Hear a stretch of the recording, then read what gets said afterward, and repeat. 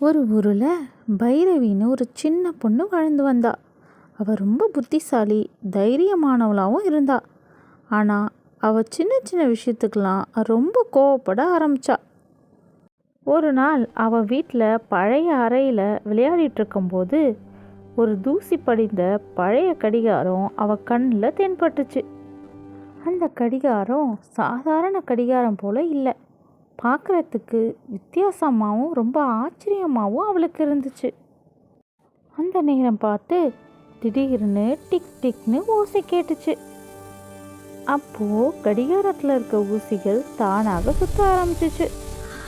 அறை முழுவதும் ஒரே வெளிச்சமாக இருந்துச்சு. பைரவி கண் மூடி கண் திறந்து பார்க்கும்போது அவள் ஒரு வித்தியாசமான உலகத்தில் இருந்தா. அங்கே வானம் ஊதா நிறத்தில் இருந்துச்சு. தரையில் ஒளிரும் மலர்கள் பூத்து குலுங்குச்சு. அதை பார்த்ததும் பைரவி ரொம்ப சந்தோஷப்பட்டா. அங்கே வெள்ளை தாடியுடன் ஒரு வயதான முதியவர் நின்றுட்டு இருந்தார்.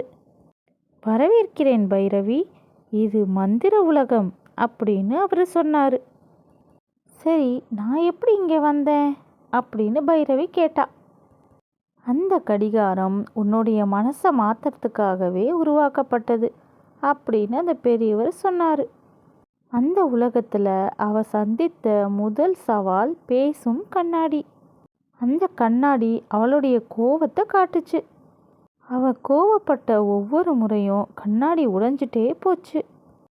நீ உன்னோட கோவத்தை கட்டுப்படுத்தலைனா இந்த உலகத்திலேருந்து உன்னால் வெளியேறவே முடியாது அப்படின்னு அந்த கண்ணாடி சொல்லுச்சு. அடுத்து பைரவி சந்தித்த ஒரு சவால் சிறிது நேரம் நின்ற காடு. அந்த காட்டில் எல்லாமே உறைஞ்சு போயிருந்துச்சு. பைரவி பொறுமையாக நடக்கும்போது அந்த காடு மீண்டும் உயிர் பெற்றுச்சு. மூணாவது சவால் என்னன்னா அழுகின்ற நதி. அந்த நதி பைரவியுடைய சுயநலத்தை காட்டுச்சு. பைரவி நதியிடம் மன்னிப்பு கேட்ட உடனே நதி அமைதியாக இருந்துச்சு. ஒரு சவால் முடிஞ்ச பிறகும் கடிகாரத்தில் ஒரு மணி ஒளிர தொடங்குச்சு. இப்படியே பைரவி எல்லா சவாலையும் முடித்த பிறகு கடிகாரம் முழுமையாக வெளிச்சமாக இருந்துச்சு. இப்போ பைரவி திரும்பவும் அவளுடைய அறையிலேயே வந்துட்டா.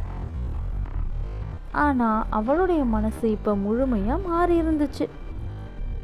அதுக்கப்புறம் பைரவி அவளுடைய கோவத்தெல்லாம் கட்டுப்படுத்திக்கிட்டு எல்லாரிடமும் அன்பாகவும் பொறுமையாகவும் பேசினான்.